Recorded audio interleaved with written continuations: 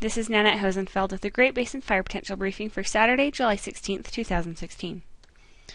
Over the next few days, we will see some pretty significant fire potential impacts.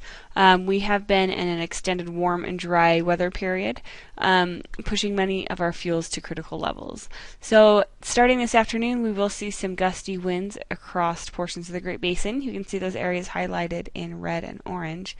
And then we will also see showers and thunderstorms move into portions of southeastern Utah today.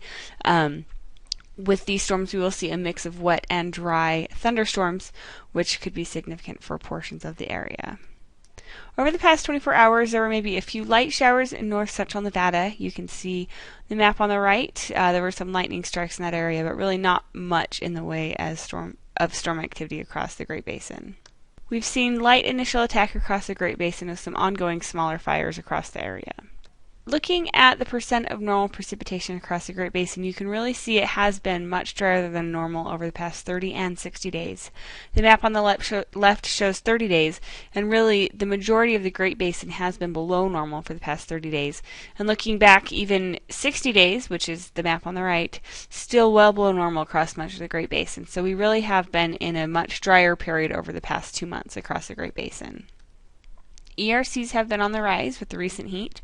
Some stations have moved into that 97th and above category you can see across central Utah. These purple stations are in the above 97th percentile category, with many other stations in the above 90th percentile category, with pretty much every RAWS station increasing as far as the ERC trends.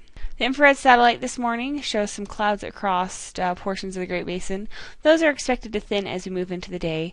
You can also see a low pressure system across portions of Canada and the northern United States, and that will cause some increased winds across the southern part of the Great Basin this afternoon. We are highlighting the winds across the southern part of the Great Basin this afternoon. These are critical because we have seen dry and hot weather across that portion of the area. For this afternoon, you can see the forecast wind gusts are on this map on the right. And we're looking at wind gusts in the 30 to 40 mile an hour range across portions of the Great Basin this afternoon. So mainly southern Utah, southern Nevada will see those gusty winds this afternoon. The map on the left shows the areas that we're expecting showers and thunderstorms to develop. And you can see not a large portion of the area, mainly the higher terrain.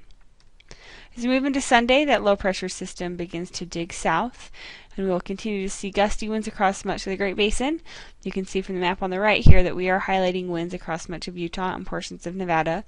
And starting tomorrow afternoon, we will see lightning begin to develop across the southeastern part of the area as moisture moves into portions of southeastern Utah. So on Sunday, looking at the surface forecast, this map on the left shows where those showers and thunderstorms are expected to develop. You can see really much of southeastern Utah and the Arizona Strip will see showers and thunderstorms develop tomorrow afternoon. Now with gusty winds in place, these storms will be fast moving, and so even if they do put down some wetting rain, they won't stay around for long. So that's part of the concern with these storms, is how fast they'll be moving. This map on the right shows wind gusts, and so you can see in the areas that we will see thunderstorms tomorrow afternoon. We will also have some gusty winds, generally in that 20 to 30 mile an hour range. As we move into Monday, we can see those gusty winds continue to remain in place across the area, as well as some lightning in place across the southeastern part of the area. We will see some gusty winds again on Monday, although they will not be nearly as strong on Monday as we are expecting them to be tomorrow, especially across southeastern Utah. Also on Monday, we will see showers and thunderstorms again across much of southeastern Utah. So looking at the 3-day precipitation accumulation, this is from the WPC. This really points out the areas that we are expecting those showers and thunderstorms over the next 3 days.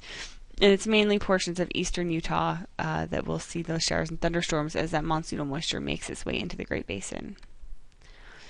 On Tuesday, we will see some drier air across the western part of the Great Basin.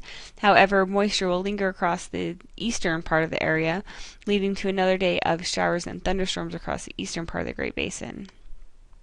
On Wednesday, that lightning threat continues across the area, shifting a little bit further west as that moisture begins to move. So on Wednesday, we begin to highlight portions of southern Nevada. Then moving into Thursday, that moisture makes its way north. You can see now on the 7-day map on the right, we are highlighting portions of northern Utah for the lightning threat on Thursday.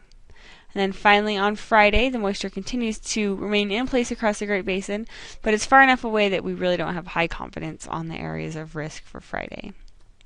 So looking at the 7-day precipitation accumulation, this map points out the fact that the precipitation will mainly be focused across southeastern Utah in the 7-day period, where that monsoonal moisture will be in place.